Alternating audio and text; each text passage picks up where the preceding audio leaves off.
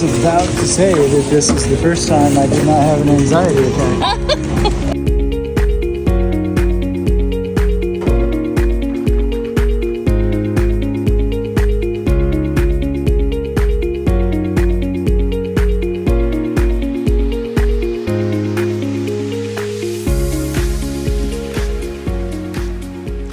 Welcome back to my channel. My name is Charlotte. I'm the trauma informed teacher, and I do teacher lifestyle, teacher tips, and all things teacher self-care. So I'm so glad you're here today. I've been watching some other teacher channels lately, and I've noticed that one of the things that teachers are looking for a lot right now is what they can bring like for lunch or what they can make quickly for dinner, because let's face it, we're back to school, we're in the grind, we are so busy with all the things that we need to do, and we're tired. And so the decision fatigue is real. So having someone say, hey, here are some options for you in case you haven't thought of what you want to make for dinner tonight, here's some things.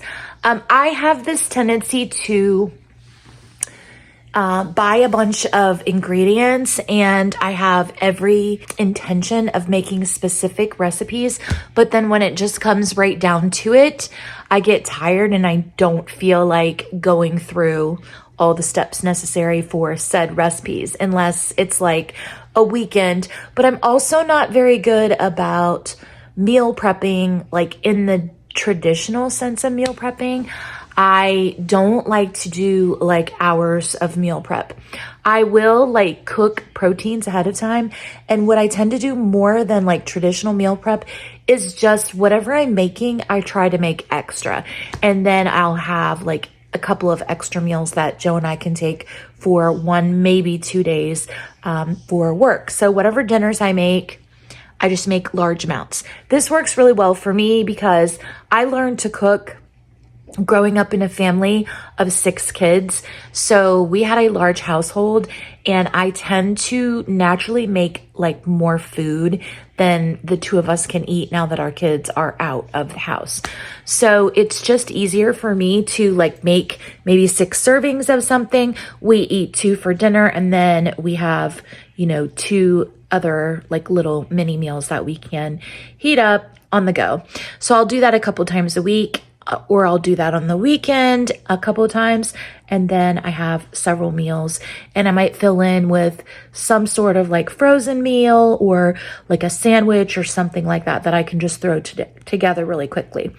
So I'm just going to take you through a few things that I have taken to work with me in the last few weeks since school has been back.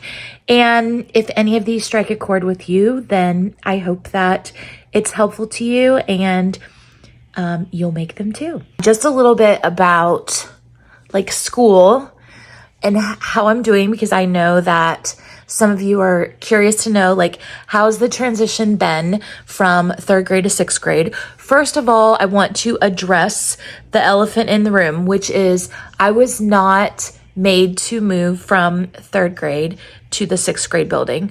A few people were concerned about that because of how at the end of the year, like I had, talks with my administration and shared my personal feelings on some things.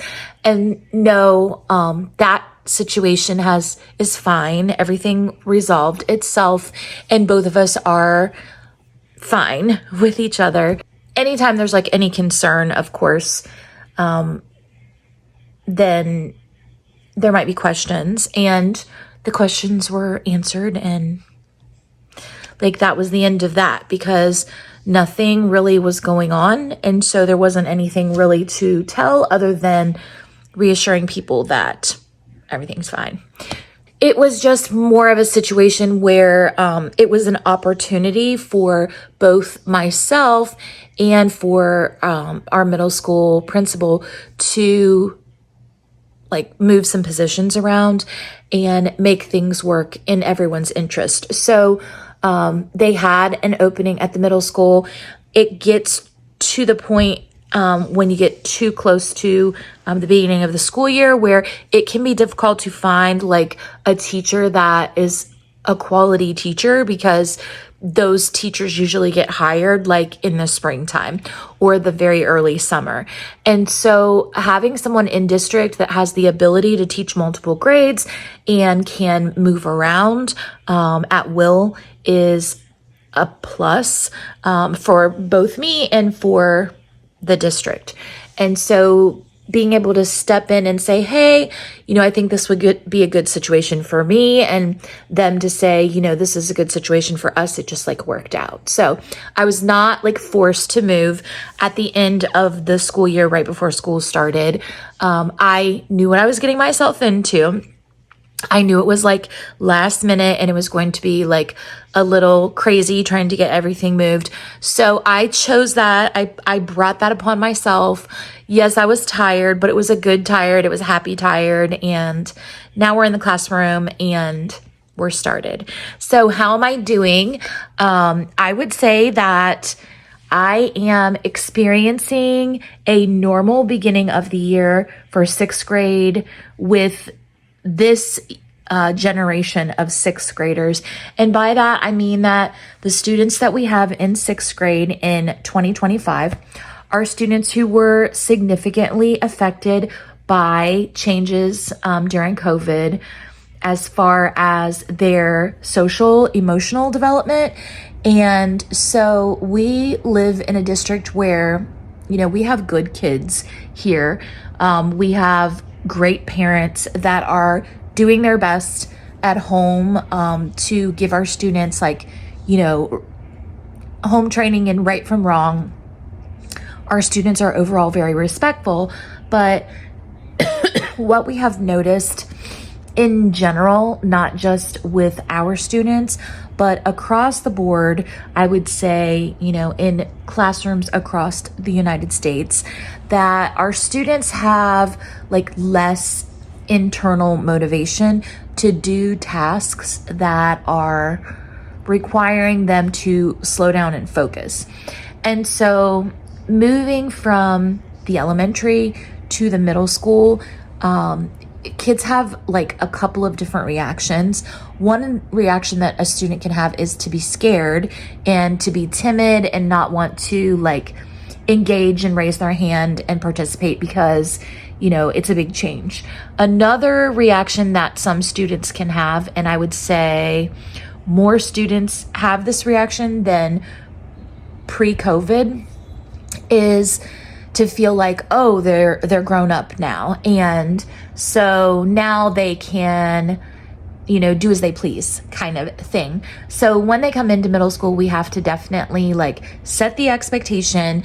And the last several weeks have been a process of teaching routines, procedures, setting expectations, which when you have students that are not sure of the boundaries, and middle school is an age where there's a lot of energy already just because of their developmental stage, that is a lot of work up front. I knew what I was getting into. I have taught sixth grade before. I have had different kinds of sixth grade groups. I would say that the students that I have this year are highly creative. I think they are very smart. I think they have a lot of conversation to offer. I have noticed some really good thoughts being brought up when we have had discussion just in the short time that we have been doing our reading curriculum. They have had really valuable insights, and I'm excited to see where that goes as the year goes on.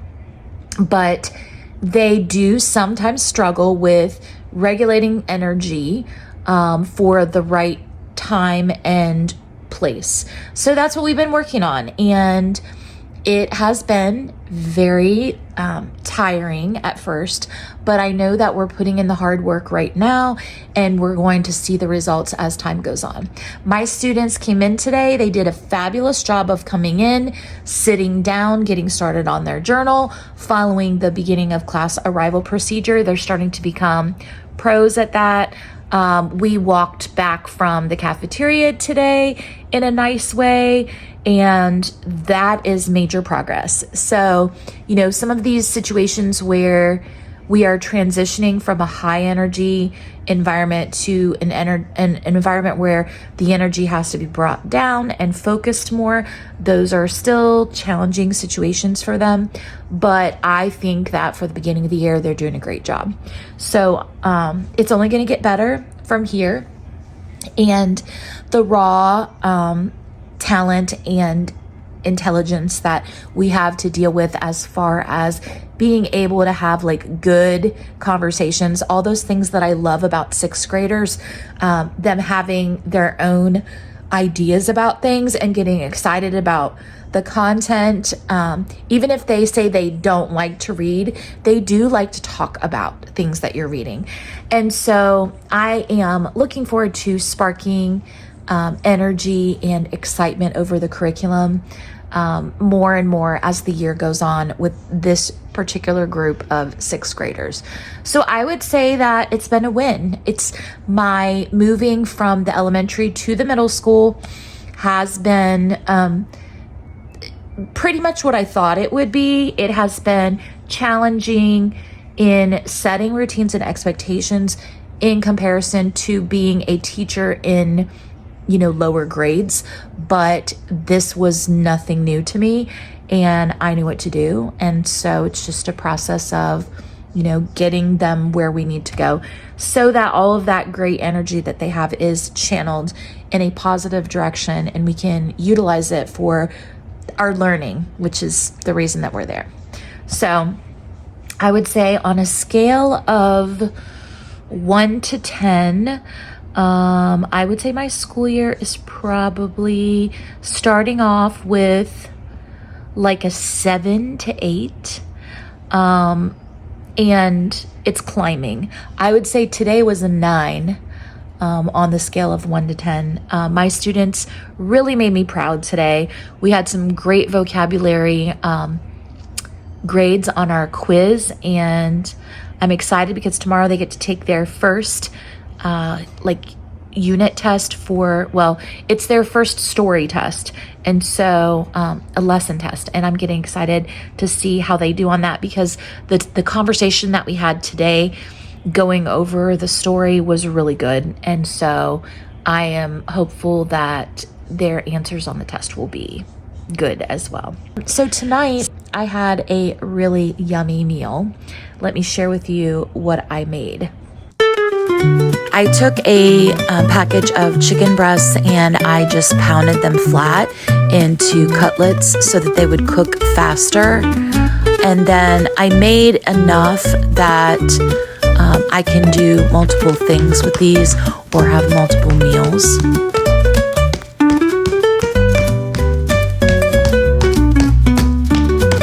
This recipe is actually an adaptation from a chicken piccata recipe, which normally calls for like a flour and breadcrumb crust. But I didn't have any breadcrumbs, so I just looked in my pantry to decide what I could use, and I found some cornmeal. So I'm gonna coat these in a mixture. Usually you dip them in egg and milk and then the breadcrumb flour mixture that's seasoned. But in my case, I had some yogurt and I put a little of the white wine that's for the sauce in with the yogurt to thin it out. So it's a similar consistency as the milk would be. Seasoned my cornmeal with Italian seasoning and dipped them in the cornmeal mixture.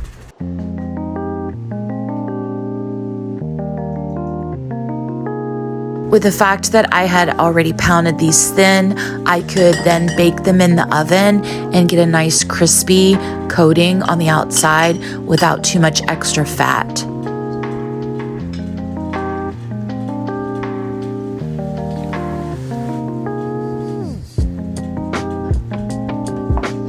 Are you happy?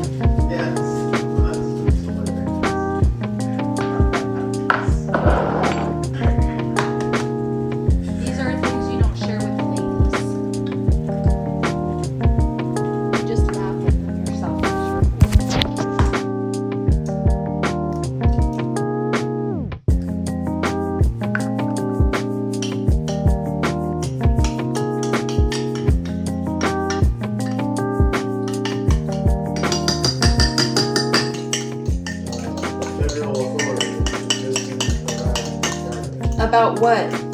I don't know what's going on. They're about to do their roundhouse.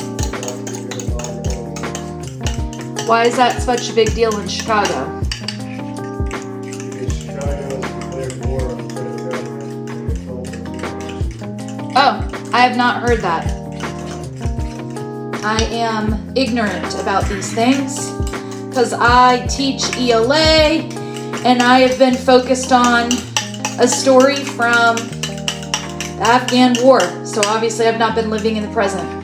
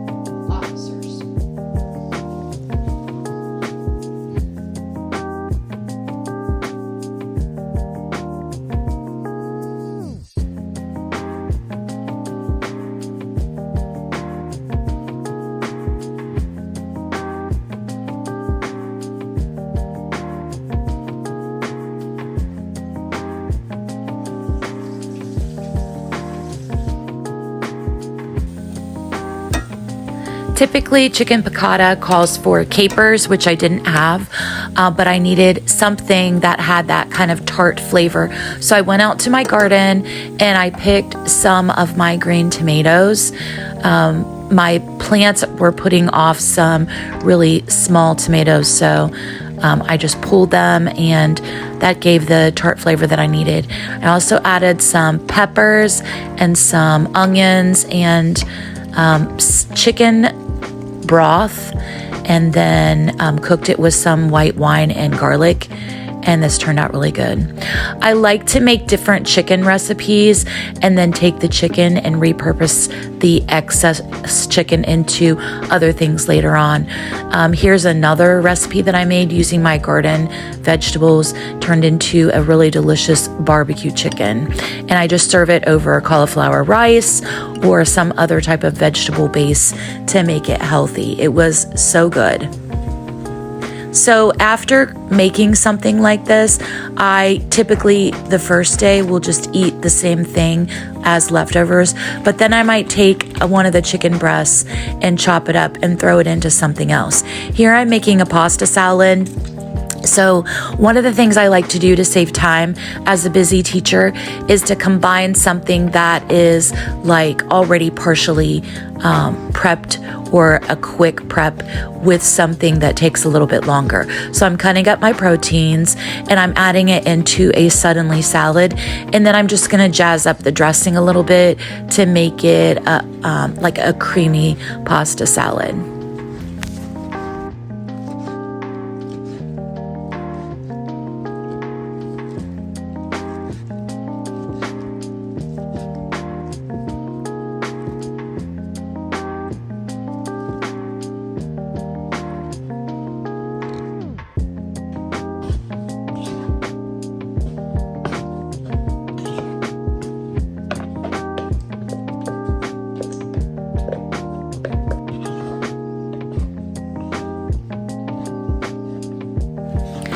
I like to bump up the protein content on a lot of my lunches with plain Greek yogurt. It makes this pasta salad so creamy.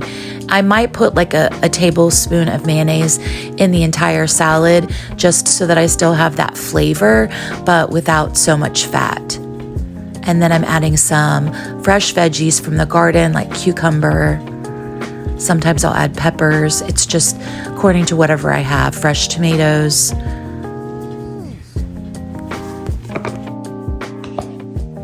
And here is the finished salad. It was so delicious. It's the next day and I am at school.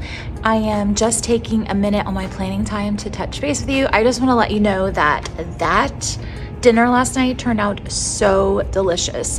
I'll attempt to link the recipe and all my modifications down below in case you want to try it for yourself for home, but it was sort of like a Southern Italian fusion. I've never heard of a country-fried chicken piccata before, but let me tell you what, it was really, really good. So I like to do any kind of protein that I know I'm going to be able to make extra and then spread it around for different types of meals. Another example of something that I've done is making like tacos one night, making extra taco meat and then turning into like a taco salad bowl the next day. So use your imagination. You can apply that to a lot of different things. If you make fajitas with steak or chicken, then you can do the same thing, like a salad out of it.